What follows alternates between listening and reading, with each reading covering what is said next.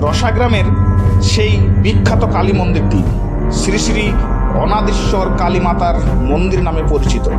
বীরভূম জেলার এই মন্দিরটি অত্যন্ত প্রাচীন এবং স্থানীয় মানুষের কাছে অত্যন্ত জাগ্রত হিসেবে গণ্য করা হয়।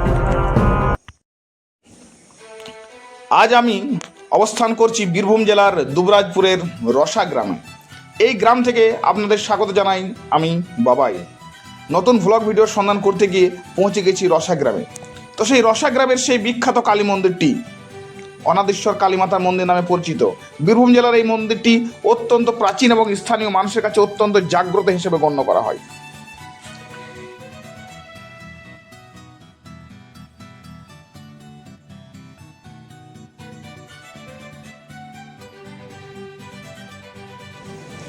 আমরা উপস্থিত হয়েছি মন্দিরের মেন যে গেট, সেই পথের সামনে আমরা উপস্থিত হয়েছি। তো মেন গেট যেটি সেটি বন্ধ থাকার কারণে আমরা সাইডের যে ছোট গেটটি সেটিও আমরা দ্বারে প্রবেশ করছি। এই মন্দিরটি একটি প্রধান বৈশিষ্ট্য হলো মন্দির একটি বিশাল বট গাছের মধ্যে অবস্থিত।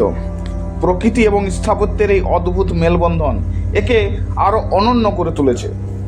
স্থানীয় লোকবিশ্বাস অনুযায়ী এই মন্দিরটি কয়েকশো বছরের পুরনো। মন্দিরটি বর্তমানের গঠনশৈলী দেখে এর প্রাচীনত্বের ছাপ স্পষ্ট বোঝা যায়। যদিও সময়ের সাথে সাথে রক্ষণাবেক্ষণের অভাবে মন্দিরটি কিছুটা জরাজীর্ণ হয়ে পড়েছে।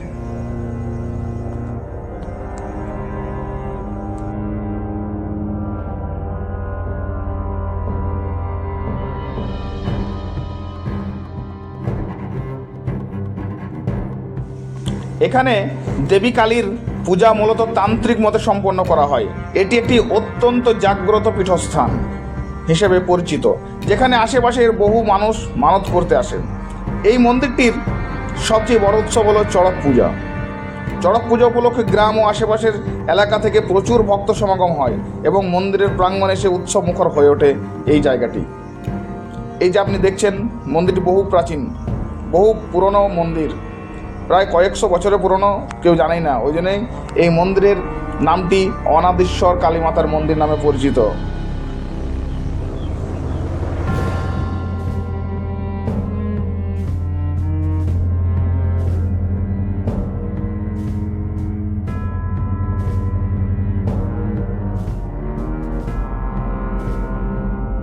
তো বন্ধুরা, আমরা আজকে চলে এসেছি রসা বলে একটি জায়গা, যেটি বীরভূমের দুবরাজপুর পৌরসভার মধ্যে পড়ছে। তো এখানে একটা মন্দিরে আমরা এসেছি। মন্দিরে পাখিদের কলরব এবং টেরাকোটা শিল্প দিয়ে এই যে মন্দিরটি নির্মিত হয়েছিল বহু বছর আগে। বহু প্রাচীন মন্দির সেটাকে বট গাছের দ্বারা পুরো বেষ্টিত করে দিয়েছে। আপনারা দেখতেই পাচ্ছেন এখানে বলির জন্য পাঠা বলি হয় হয়তো, ঠিক আছে, সেই জন্য রয়েছে। আর পুরো ইট টিট দিয়ে এখনও দেখা যাচ্ছে, ইট বা পাথর যাই হোক যেটা দিয়ে মন্দিরটা নির্মিত হয়েছিল সেটা কিন্তু দেখা যাচ্ছে। পুরো বট গাছ দিয়ে ঘিরে দিয়েছে জিনিসটাকে।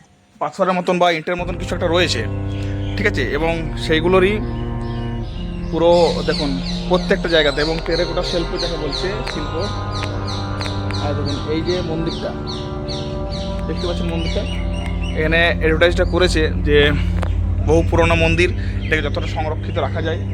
এবার ধর্মরাজ রয়েছেন, এখানে মহাদেব রয়েছেন, মহাদেবজি এখানে রয়েছেন, এখানে মহাদেবজি রয়েছেন, দেখতে পাচ্ছেন।